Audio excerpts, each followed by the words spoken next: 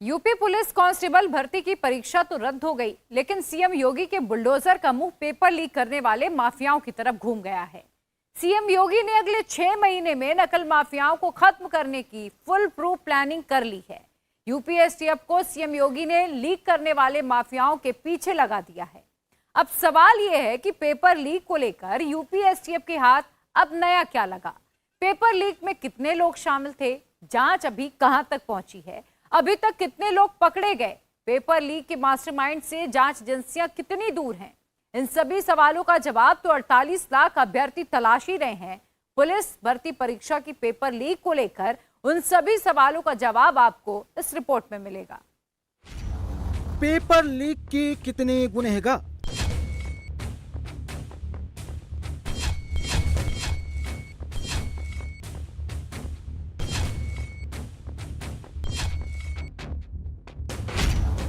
क्या UP police paper leak करने वाले असली मास्टरमाइंड तक पहुंच गई है?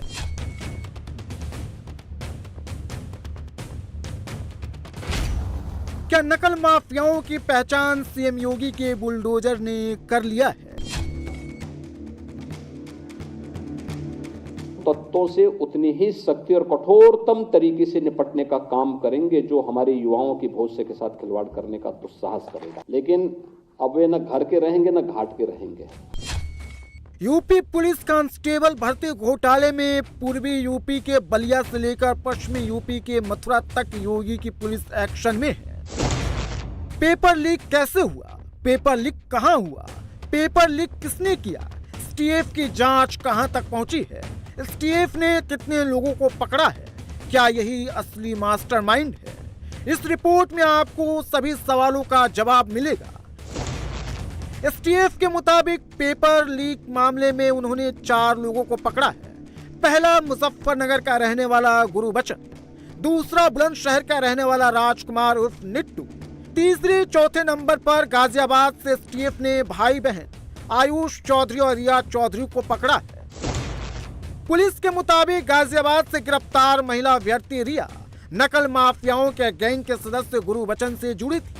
गुरुबचन जिस गैंग के लिए काम करता है उसे चलाते हैं मोनू मालिक और कपिल नाम के 2 शख्स। दावे के मुताबिक पश्चिमी यूपी और उत्तराखंड में पेपर लीक करने वाले गैंग के यही सरगना है। पकड़ी गई महिला अभ्यर्थी रिया चौधरी को एग्जाम हॉल में ब्लूटूथ के जरिए नकल कराने की कोशिश की जा रही थी। फिलहाल नकल माफिया गुरुबचन, अभ्यर्थी रिया और उसका भाई पुलिस के गिरफ्त में है। लेकिन ये तो सिर्फ एक मामला है। यूपी पुलिस ने बलिया से नीरज यादव नाम के आरोपी को पकड़ा तो उसका लिंक मथुरा से निकला। लखनऊ में जब पुलिस ने अमन नाम के एक अभ्यर्थी को पकड़ा तो पेपर लीक का पूरा ट्रेल उसके सामने आ गया। पेपर लीक सिर्फ एक जगह पर या फिर किसी एक शहर में नहीं हुआ है, बल्कि सोशल मीडिया पर अलग अलग हैंडराइटिंग में घूमते ये क्वेश्चन आंसर को देखकर आप समझ जाएंगे कि आखिर योगी सरकार ने यूपी पुलिस कांस्टेबल भर्ती परीक्षा को रद्द क्यों किया है।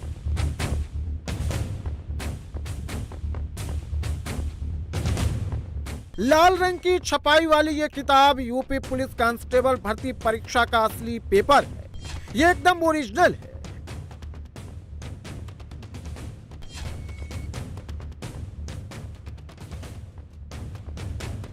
जबकि स्क्रीन पर जो स्कैन और हाथ से लिखे गए अलग अलग नोट दिखाई दे रहे हैं, ये लीक पेपर का आंसर शीट है। यानी जिसके हाथ पेपर लगा उसने एक अलग आंसर शीट को तैयार कर आगे फॉरवर्ड कर दिया। इस तरह से लीक पेपर एक हाथ से दूसरे हाथ होते हुए आगे बढ़ता गया। हस्तलिखित पेपर जो ओरिजिनल बनता है, ये लीक हुआ, जिसके कारण 24 घंटे पहले पेपर लोगों के पास पहुंच गया। अगर आप देखेंगे, मैंने आपको सारे सबूत दिए, तो उसमें ABCD ऑप्शन है। सर, किसके पास इतना समय कि वो फिगर बनाएगा पेपर लीक करने वाला? फिगर बनाने का, डायग्राम बनाने का किसी के पास समय नहीं होता। तो सुंदर डायग्राम बनाएं। सुंदर डायग्राम तभी बनेंगे जब पेपर ओरिजिनल हाथ से लिखा गया हो, क्योंकि हम लोग ऐसे डायग्राम बनवाते हैं। ऐसे डायग्राम आपको दिखेंगे, हम लोग ऐसे डायग्राम बनवाते हैं। आप यहाँ पे देख पा रहे हैं, हम लोग ऐसे डायग्राम ये वाले डायग्राम लीक हुए। तो इतने साफ और ऐसे ही कि ऐसे पूरे के पूरे वर्ग में बंद, तो ये तो ओरिजिनल पेपर ही लीक हुआ है। क्योंकि पेपर लीकर थोड़ी ना किसी चीज को वर्ग में बंद करेगा, उसके पास उतना समय नहीं होता, नहीं इतनी आवश्यकता होती है। तो ये पेपर सर ओरिजिनली लीक हुआ है, बनने से टाइपिंग के बीच में कहीं पे। अब पेपर लीक के ट्रेल को देख लीजिए। लखनऊ में अभ्यर्थी सत्य अमन के व्हाट्सएप पर पेपर मिला तो उसने बलिया के नीरज का नाम उगला। पुलिस के मुताबिक अमन को नीरज ने ही व्हाट्सएप पर पेपर भेजा था, जबकि नीरज से पूछताछ हुई तो उसने मथुरा के उपाध्याय का नाम लिया। अब पुलिस मथुरा वाले उपाध्याय को तलाश रही है। सोचिए, मथुरा से पेपर बलिया पहुंचा, फिर वहां से लखनऊ, जबकि मुन्ना भाई यूपी के करीब हर जिले से पकड़े गए हैं। अब सोचिए, यूपी पुलिस कांस्टेबल भर्ती परीक्षा का पेपर कितने अभ्यर्थियों के पास पहुंचा होगा।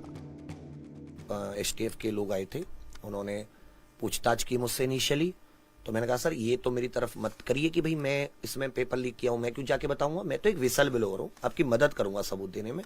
आप कोई नंबर दीजिए, आपको हजारों सबूत आएंगे बच्चों के, दलालों के नंबर आपको हजारों बच्चे भेज देंगे, उनको पकड़िए, 4-5 हजार 10 हजार उत्तर प्रदेश बिहार जहां भी जितने भी हैं, और सबसे पहले तो नीरज को पकड़िए जिसकी एफआईआर में नाम है आपकी में। तो आज उन्होंने नीरज को ही पकड़ा है जिसका एफआईआर में नाम है। पकड़ा गया अभ्यर्थी सत्य अमन कुमार बिहार का रहने वाला है और उसके पास से बरामद पर्ची में 150 में से 147 प्रश्न के पेपर आए थे। सत्य अमन के व्हाट्सएप पर 18 फरवरी की दोपहर 12:56 पर नीरज यादव ने ही हाथ से लिखे हुए सवाल जवाब वाले आंसर शीट भेजे थे। पुलिस ने केस दर्ज करने के बाद जांच शुरू की तो पता चला कि पेपर में 150 प्रश्न आए थे, जिनमें से 147 प्रश्नों के उत्तर अमन के पास से मिली पर्ची में थे। साफ है, कम समय होने के कारण आरोपी सवालों के जवाब की पर्ची तैयार कर एग्जाम हॉल में पहुंच गया। इसे पुलिस ने मैनपुरी के एग्जाम हॉल से पकड़ा है और इसके हाथ में यूपी पुलिस कांस्टेबल का सॉल्व पेपर है, यानी इसे पेपर पहले ही मिल गया था और उसका आंसर शीट लेकर सीधे ये एग्जाम हॉल में बैठा था। मैनपुरी में अभी तक 6 मुन्ना भाई पकड़े गए हैं। 17 फरवरी को 3 पकड़े गए थे, जबकि एक बिहार का रहने वाला है। वहीं 18 फरवरी को 3 और पकड़े गए। इलाऊ में एक स्कूल से एक व्यक्ति को पकड़ा है जो एक पंकज नाम के व्यक्ति की जगह पर परीक्षा दे रहा था और इससे पूछताछ की जा रही है। और ये भी पता चला है कि शाम की मीटिंग में भी ये जिस व्यक्ति के स्थान पर आने वाला था और उसकी परीक्षा दे रहा था, उस व्यक्ति को भी हिरासत में लिया गया है और इनसे पूछताछ की जा रही है। इनसे अब तक इन्होंने और भी कहीं इस तरह का किसी दूसरे की जगह परीक्षा दी है, इसके बाद से हमें पूछताछ की जा रही है। अब तक जनपद में 4-5 लोगों को अब तक पकड़े जा चुके हैं और हम लोग कोशिश करेंगे कि ज़्यादा से ज़्यादा जो लोग इस तरह के काम कर रहे हैं उनको पकड़े जा सकें। यूपी पुलिस कांस्टेबल भर्ती पेपर लीक मामले में अभी तक पुलिस सिर्फ सॉल्वर तक ही पहुंची है। दूसरों की जगह बैठकर परीक्षा दे रहे मुन्ना भाइयों को ही गिरफ्तार कर पाई है पुलिस, जबकि पेपर लीक करने वाले से अभी भी पुलिस दूर है।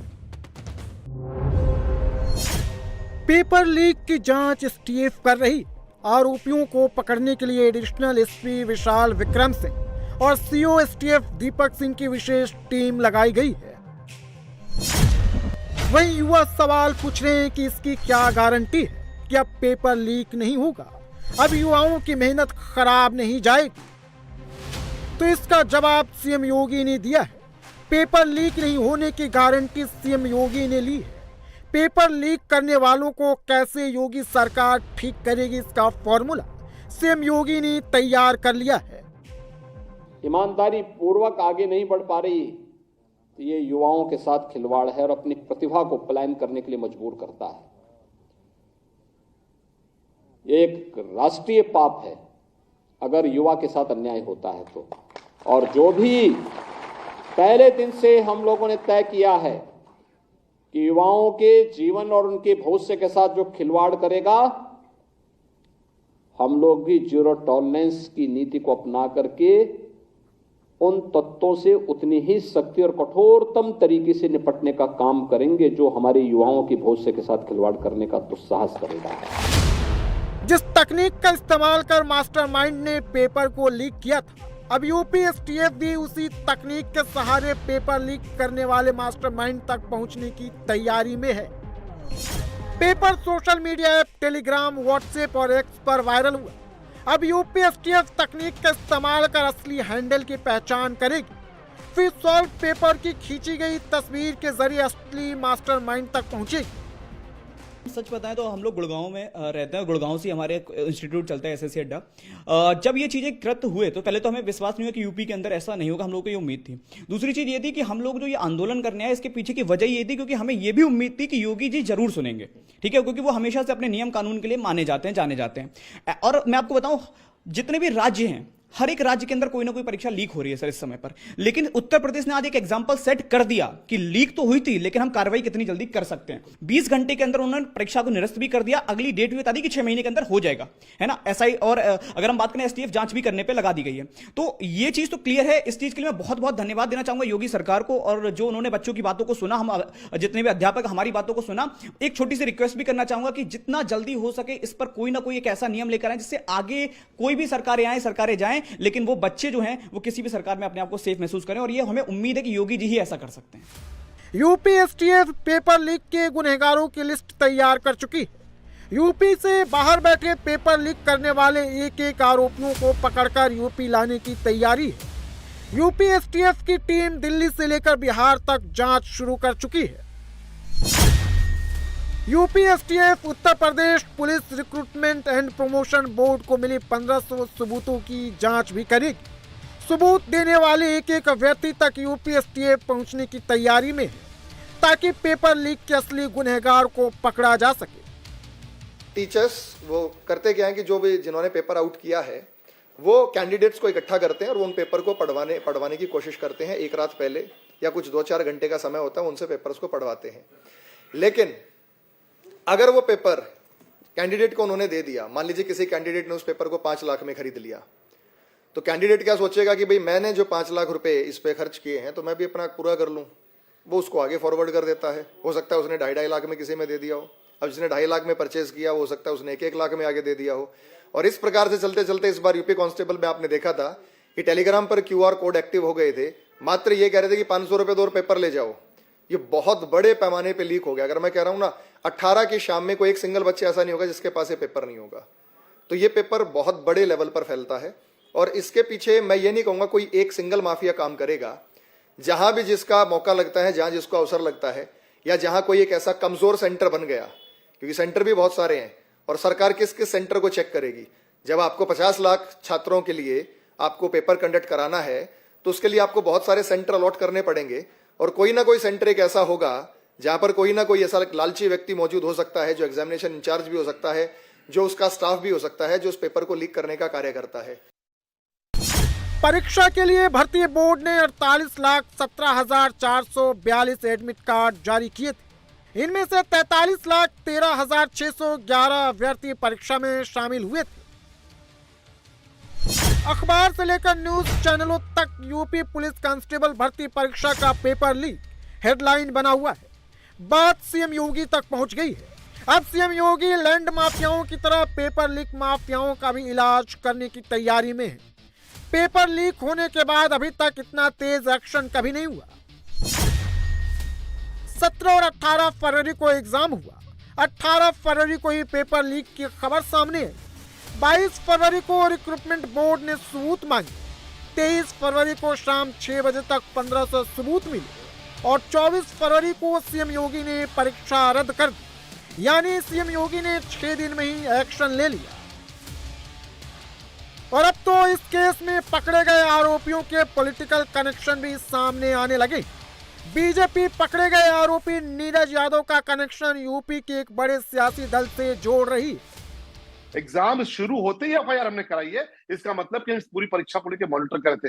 एसटीएफ लगाई गई थी, हमारे इंटेलिजेंस लगाए गए थे। हाँ ठीक है, कहीं से पेपर लीक हुआ, हम भी मान रहे हैं, कहीं से चूक हुई है, लेकिन आज मुख्यमंत्री जी ने संदेश दिया है ना, और जो संदेश दिया है, जब कार्रवाई होती है, गिरफ्तारी किसकी हो रही है? एक बलिया से नीरज यादव गिरफ्तार हुए हैं। अभी उनका पॉलिटिकल बैकग्राउंड की बात करूंगा तो यहाँ अलग तरह की चर्चा हो जाएगी, लेकिन वो विषय नहीं है। कोई भी है नहीं, सबको पता है, सबको पता है। देखिए सबको पता है, नहीं सबको पता है वो कौन सी पार्टी से जुड़े हुए हैं, कौन सी पार्टी से उनका ताल्लुक है। अभी हमारे समाजवादी पार्टी के साथ ही बोल रहे थे।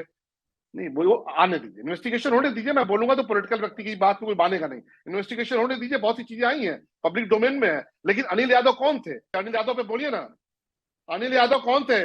रिश्तेदार तो नहीं थे, और किसके रिश्तेदार थे? समाजवादी पार्टी की सरकार ने उनको चेयरमैन बना दिया था। एक कोई नीरज यादव का नाम आया है, और ये नीरज यादव जो है कौन सी पार्टी से जुड़ा है उसके भी अरे बोल तो रहा। परीक्षा अब 6 महीने बाद होगी। तब तक योगी सरकार का बुलडोजर नकल माफियाओं को मटिया मेट कर चुका होगा।